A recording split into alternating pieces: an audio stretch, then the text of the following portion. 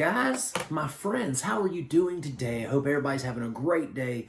I hope wherever you're at, you are making it. I hope you are just loving life, loving the people you're with, loving what you're doing, guys. That's what life is all about. Today, guys, we're talking about a movie from this year, okay? This came out just a few months ago, and it hit streaming relatively quickly, which surprised me. I was expecting it to be in the theaters for at least a, 6 to 7 week run, but it seems like it was only in there for about 3 weeks, and then boom, it was on Prime. So I was like, all right, let's give it a shot, because I really, really enjoyed the first one.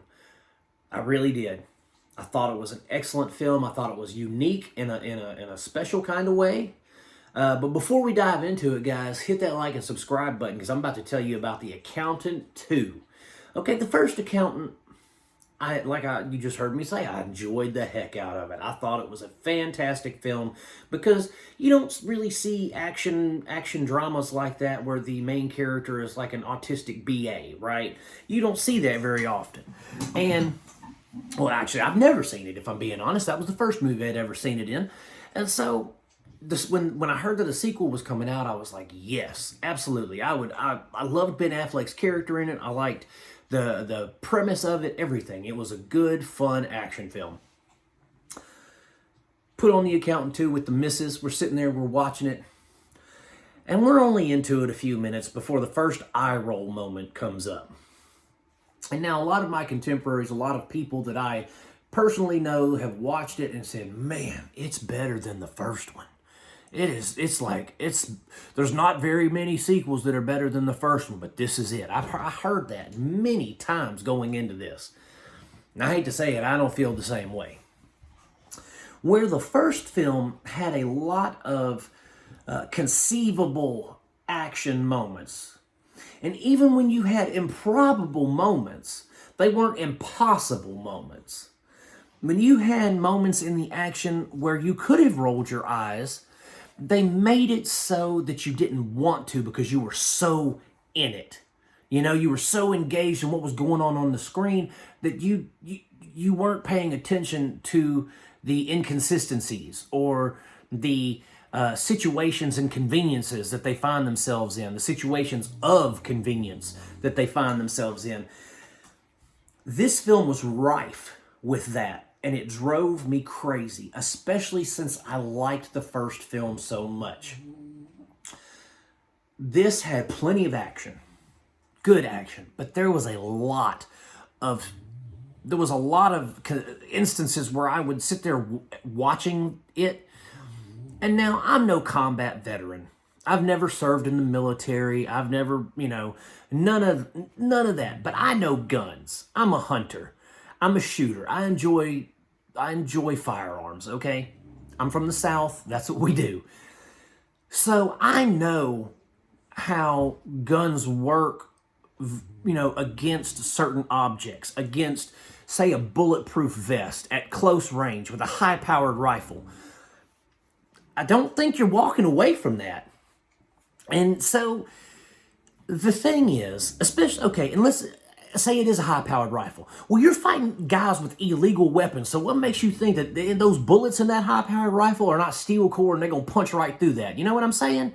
So it's some of the instances that the characters find themselves in were just so ridiculous with the ways that they got out of it that I'm like, you would have died 5 times over in real life. At least in the first film, when they had action, it felt lifelike. It felt like it was real action. Like, if somebody got thrown from something and they landed on the ground from 4 stories up, they were dead.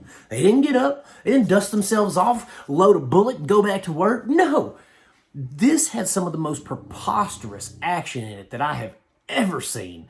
I mean, it was almost as bad as Half Past Dead. Well, maybe not that bad.